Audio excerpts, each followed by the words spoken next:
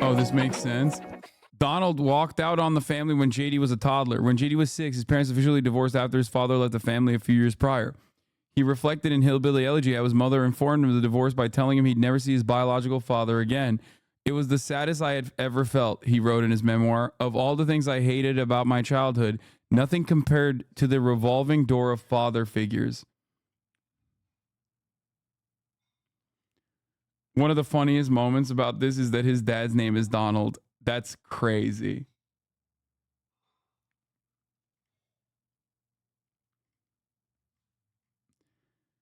Oh my God. His entire worldview is okay. I'm not a firm believer on the idea that like he got panned by critics when the Netflix show came out and that's why he became a Republican. I don't believe that. Okay, that's when he became like a Trump guy. I don't believe that, but I do believe that this is the reason why he's constantly talking about like no fault divorce.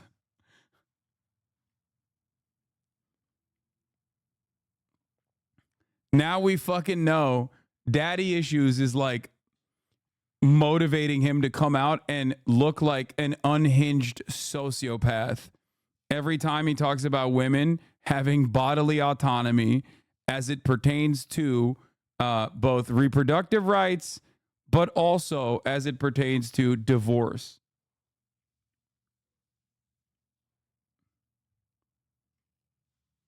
Maybe life would be different.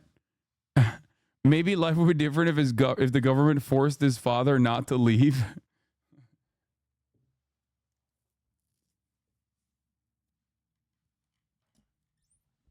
Because like, here's the thing, right? For him, like this is like his Israel. You know how like Biden,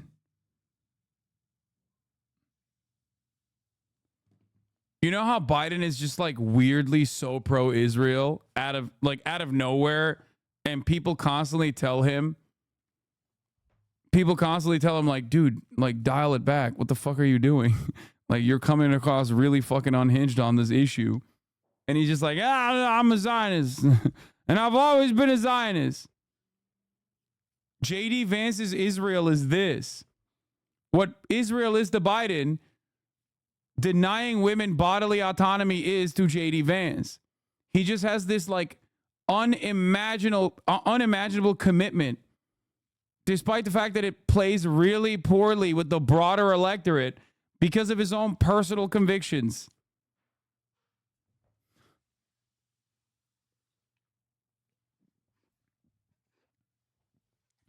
I love that. And no, I don't mean like Israel is Joe Biden's daddy, chat. Bro, go look up the name of Kamala's dad right now. Yeah, I know. It's Donald J. Harris. Or Donald J. Sterling Harris? No, Donald J. Harris. I don't know why I always say Donald Sterling. I know Kamala's dad is a Stanford professor, and he is a Marxist economist, as a matter of fact. I always got Donald Sterling in the mind. I don't know why. We want to ban assault weapons, and they want to ban books. We choose freedom. The vice president dropping her first campaign ad featuring Beyonce's song Freedom. Okay, get to the tax credits, man. Quickly pitting Trump's words. We saw this shit already. If you're making 100. Wait, oh, we watched this coverage already. Okay, never mind. It just like briefly touches on it in the coverage. I thought there was more. I thought there was a further. Further coverage on it. Okay. Oh, Lindsey Graham, that's a really funny one. All right, let's continue. Lowers tax rates for parents of young children. It's because they have become anti-family and anti-kid. And I'm proud to stand up for parents. And I hope that parents out there recognize that I'm a guy who wants to fight for you. I want to fight for your interests. I want to fight for your stake in the country. And that is what this is fundamentally about. The Democrats in the past 5-10 years, Megan, they have become anti-family. It's built into their policy. It's built into the way they talk about parents and children. And it's time that we called that out. I don't think we should back down from it, Megan. I think we should be honest about the problem. Here's what's crazy. It's not just Senator J.D. Vance, Republican and running mate to Donald Trump, saying that. That's awesome. He's doubling down on it. That's great, man. He's doubling. He's like, every time I say family values, understand that I think women should be cows that are bred. I need you guys to associate what is like a commonplace Republican position with a policy position that you definitely think is weird and gross.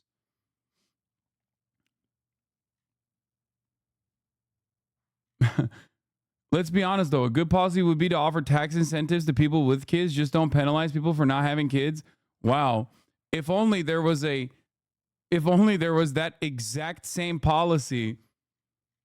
Maybe like I'm thinking like a child tax credit. Like that.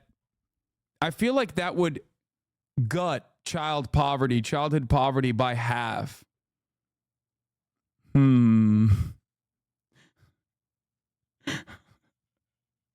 If only there was a bipartisan tax bill that passed through the House of Representatives that was being held up in the Senate by the Republican Party that did just that.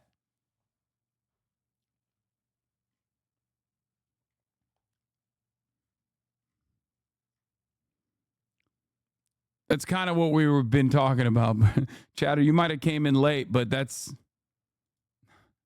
is what the Democratic Party is actively running on. and JD Vance here is just being like, Kamala Harris doesn't want this thing that she keeps putting at the forefront of her campaign message for the past fucking 70 hours that she's been campaigning.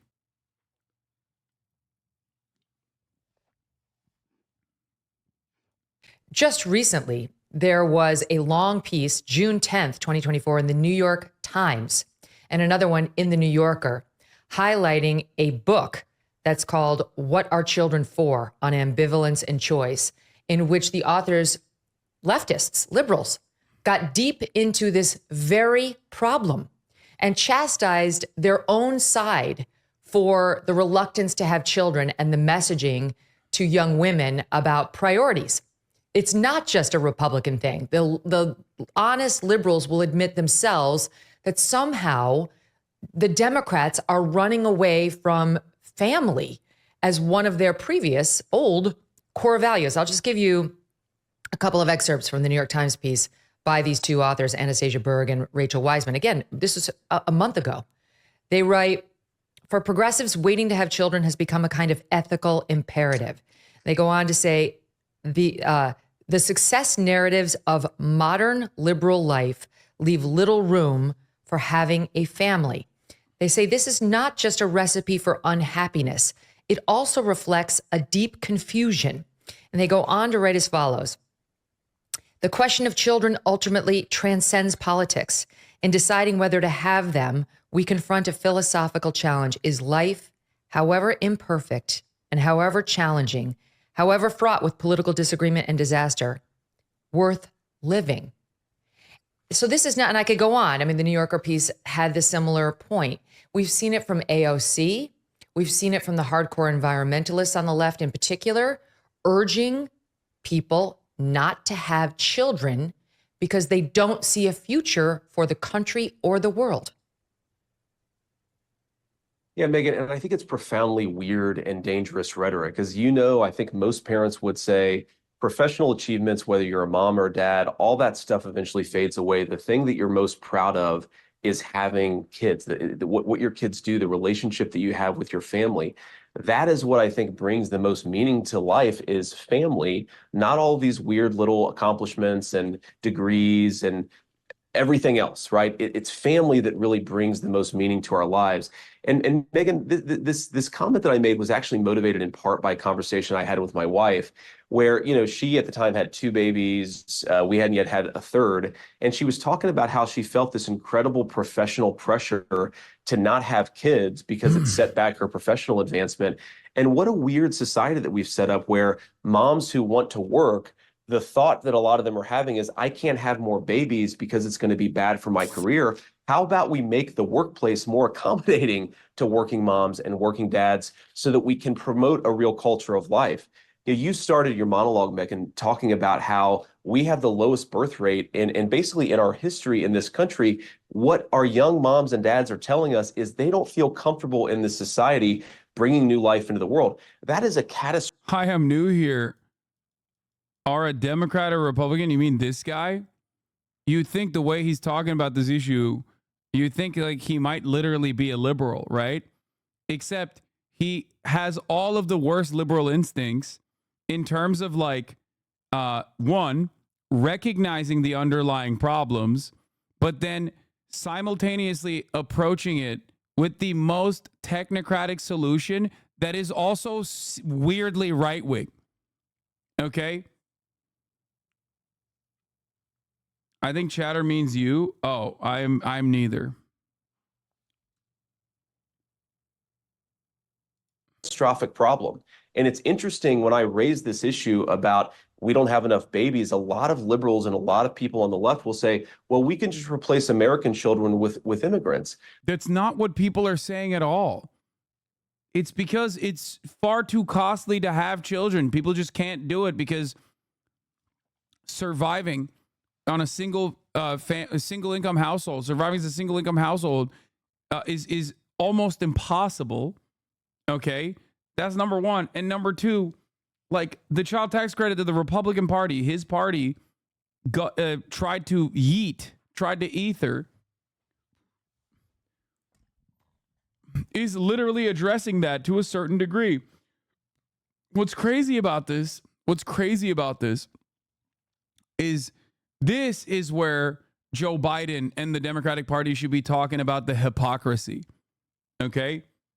Like, this is a gift to the Democrats. Okay? This is a perfect gift wrapped. This is a gift to the Democratic Party. Just run this over and over again and be like, this dumbass keeps fucking saying that it's the liberals that want to stop child tax credits. We're running on child tax credits. We have a bill that the Democratic president wants to sign into law that expands child tax credits. We know it's unaffordable to be a parent in this country. We want to fix that fucking problem. And the Republican Party seemingly keeps saying, oh, this will disincentivize workers. This will disincentivize workers. That's what the Republicans in the Senate are saying. That's his caucus. Go take it up with them, dumbass. What do you mean? That's what's so crazy about this. And not only that, but also there's another thing that I want to find here. I don't know if you guys have the do you have the time when he called like universal pre-K to be like weird? That was a great moment for him as well. Or he was like, oh, that's what elitists want. Oh yeah, here. I found it. He said, he didn't even say it was weird. He said universal child care is an attack on the working poor. Universal child care is a massive subsidy to the lifestyle preferences of the affluent over the preferences of the middle and working class.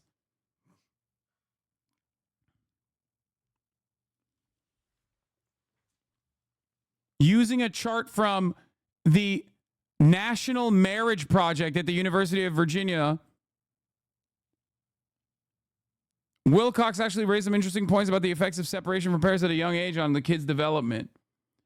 The data he cites from American Compass, a conservative think tank, shows that people without a 4-year degree would prefer a situation where one parent works full-time and one parent provides childcare in the home. That's fair and honestly unsurprising as far as the options available in the survey go.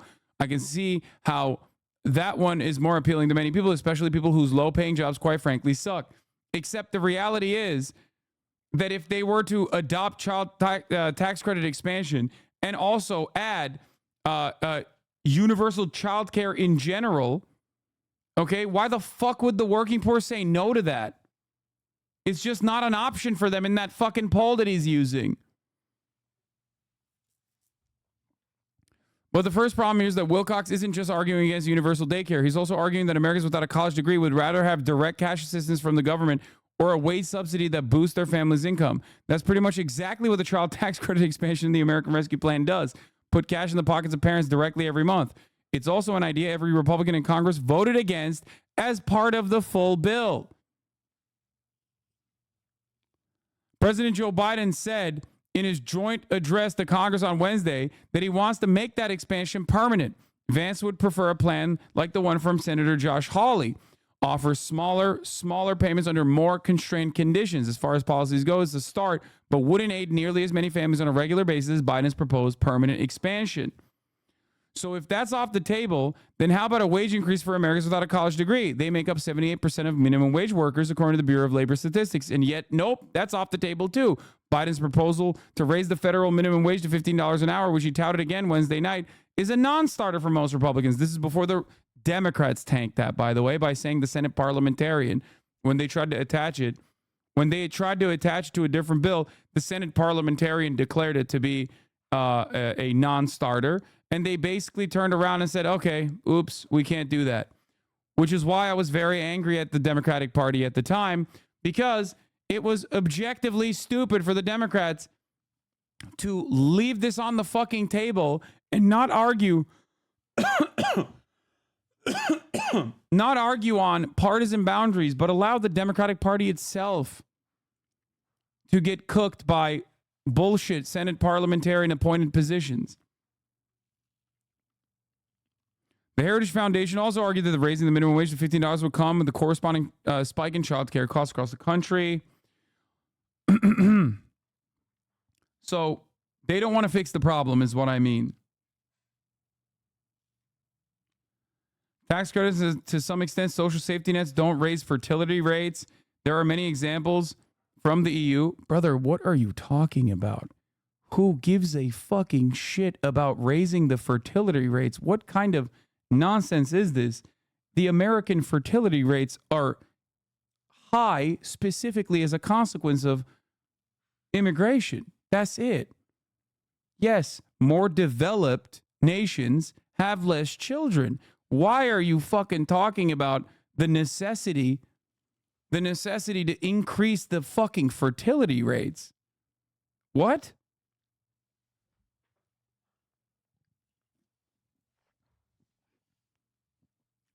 The irony of people talking about the increase or the necessity to raise fertility rates is that it almost always comes from motherfuckers who will never raise the fertility rate on their own because they're not getting pussy, okay? Worry about your own damn fertility rate, dog. You ain't getting no pussy with this kind of fucking incel attitude, okay? How about you worry about your own shit? It's always the chinless motherfuckers talking about the fertility rate and how it must be increased. It's like, bro, go to the fucking gym. Stop reading these fucking right-wing blogs and shit, okay? Stop participating in 4chan poll discourse, and then maybe you can fucking raise the fertility rate on your own. Do your goddamn part. What are we talking about, man?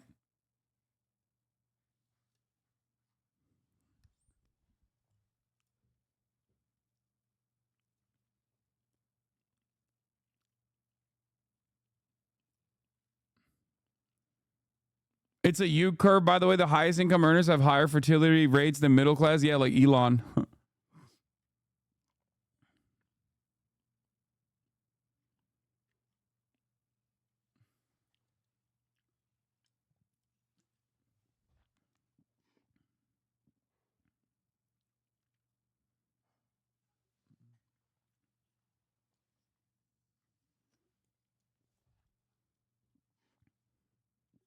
Or Nick Cannon.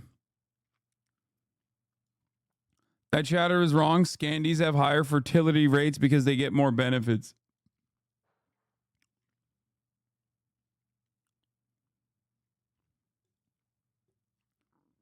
I mean, Donald Trump said, I'm going to come. And Kamala said, do not come. Make up your own thoughts and their positions on the future of America.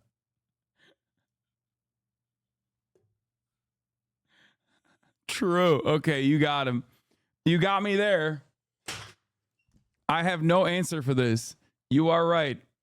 Donald Trump said, I'm going to come. And Kamala Harris said, do not come.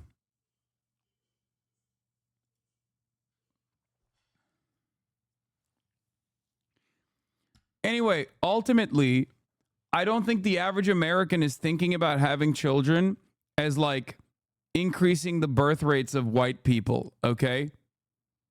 Like, I don't think that they're predisposed with that sort of thing. I think they're thinking about it like, you know, they want to have kids. They just want to have kids. That's understandable desire. And it's just simply too unaffordable. Like, childcare is too costly. They don't have enough time, right? So any kind of improvement on that front will probably open up more venues for people to have kids. That's it. The notion that like people are like, oh no, I have to have children because we need to breed out these immigrants or whatever is not a real issue that like even the most racist white American is thinking about, unless they're like straight up in the Klan or something, okay? Like there's levels to this shit, which is what I try to explain to people all the time. There's levels to it, okay? Like no one is that ideologically committed to white supremacy that openly, unless they're like Elon Musk or a Klansman, okay? The average racist living in a red state is not thinking about it on those terms. It's very stupid to make it seem like the average racist American is thinking about it on those terms.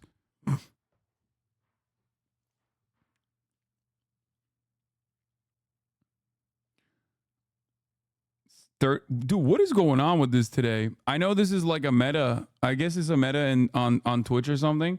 Everyone keeps going, who rated? Is this a new thing? What's happening? I'm too much of a boomer to understand what's happening here. It's a juicer. You missed the drama.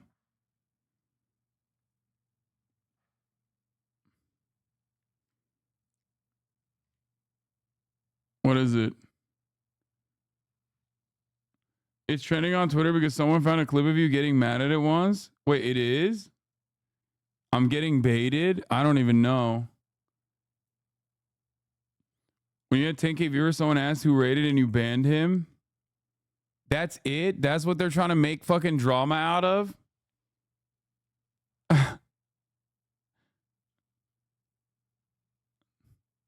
That's funny. All right, let's continue with JD Vance. Well, look, there's nothing against immigrants. Bro, these motherfuckers are flailing like the Republican Party, okay? They're flailing like the Republican Party. They're like, oh yeah, let's bring attention.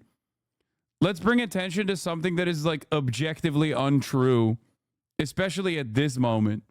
You know what I mean? Come back in like a couple months if people are just no longer invested, or come back after the election. You know what I mean? Try again.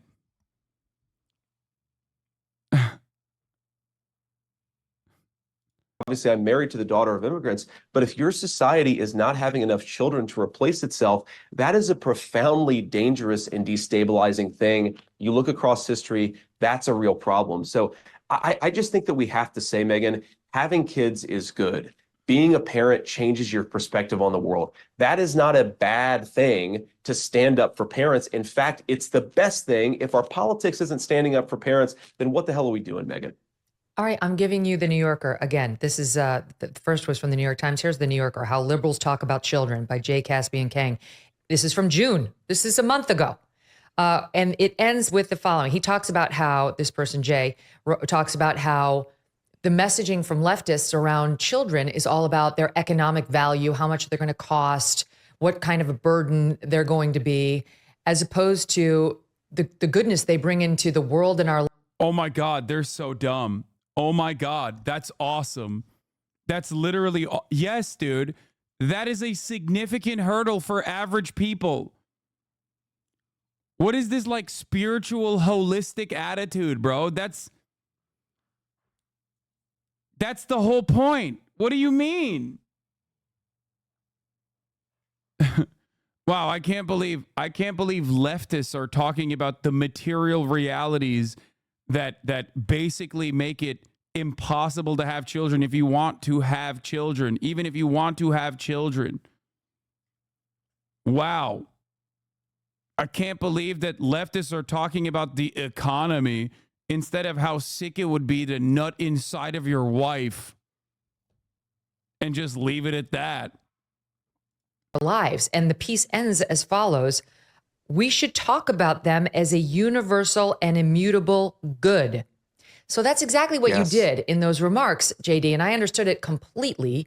And I think even the left, if they're honest, understands. Motherfuckers are perma renters with like 8 roommates, okay? Trying to make ends meet and still barely making a bag. When the weekend comes around, maybe you're using like the little bit of disposable income you have to go out and like feel like a human being again.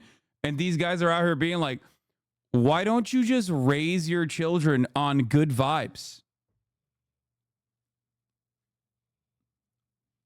How does that work? Does everyone have a Sirius XM contract? How the fuck are Americans gonna make that work? Like, this makes no damn sense. Hey, what's up? I'm gonna have a child and I'm gonna feed that child with good vibes and good vibes only, because it fills my heart with joy to have children. Which is precisely why you should have a child and then fucking become homeless and then figure it out afterwards. That's probably good.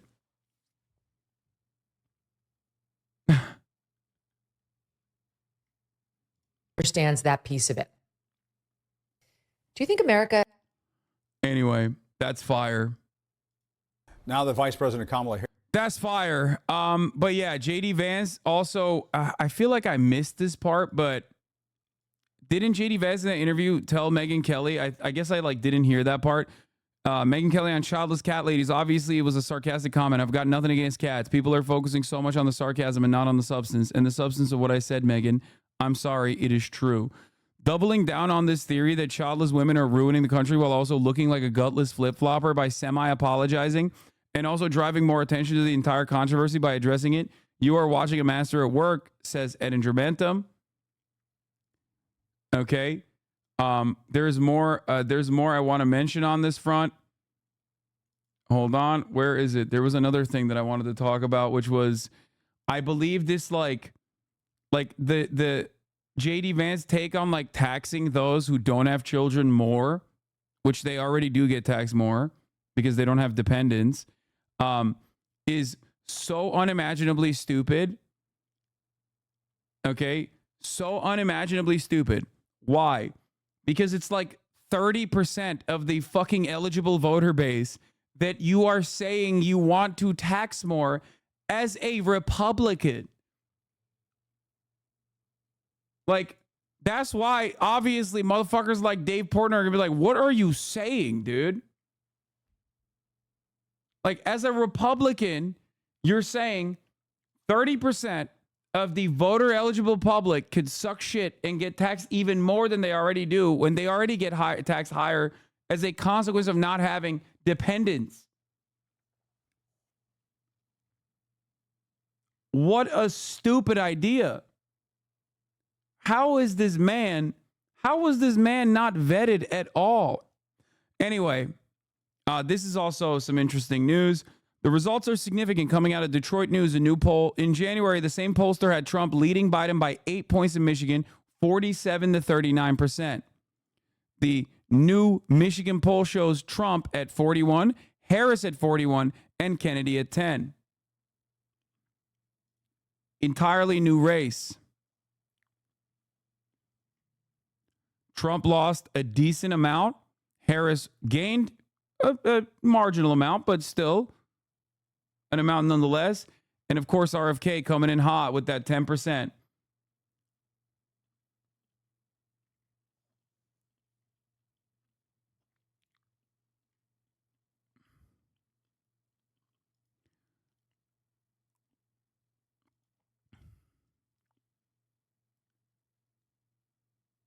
Wall Street Journal poll has Harris up in the full field.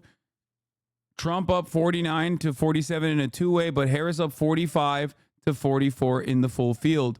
Their last poll had Trump up 48 over 42.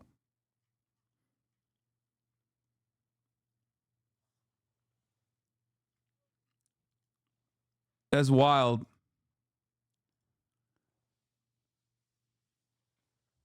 How do I convince my mom not to vote for RFK Jr.? I mean, it's pretty simple.